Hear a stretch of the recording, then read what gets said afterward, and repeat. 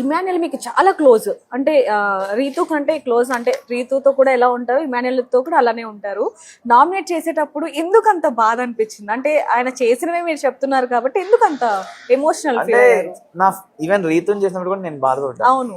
So మనం emotionally ఒకళ్ళని ఒకరితో కనెక్ట్ అయినప్పుడు ఆ బాధ ఆటోమేటిక్గా వచ్చేసింది. నేను యాక్చువల్లీ నవ్వుతూ ఉన్నా, ఇమాన్యుయల్ అన్న చేసినప్పుడు నవ్వుతూ వెళ్ళగానే నాకు తెలియకుండా ఏడుపు వచ్చింది. ఓకే, అంటే మనకు తెలియకుండా కనెక్ట్ అవుతాం. నేను యాక్చువల్లీ ఫస్ట్ వీక్ సెకండ్ వీక్తో నేను చాలా ఏడ్చామాట ఒక కంటెస్టెంట్ వల్ల.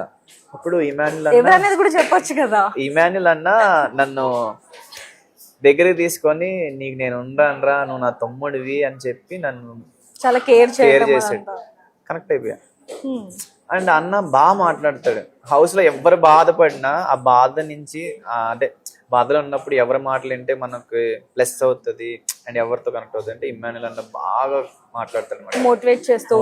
అది కాకుండా తన గేమ్ కూడా బాగా నచ్చేది. తను నవ్వించే విధానం చాలా జోవియల్ ఉంటాడు, బాగా ఆడతాడు, అన్ని టైటిల్స్ వచ్చినాయి.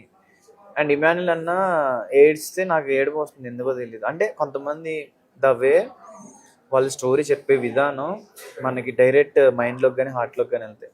సో అట్లా నేను ఇమాన్యుయల్ అన్ని కనెక్ట్ అయిపోయాను. తెలియకుండానే నేను ఏడ్చేసాను ఫస్ట్ టైం.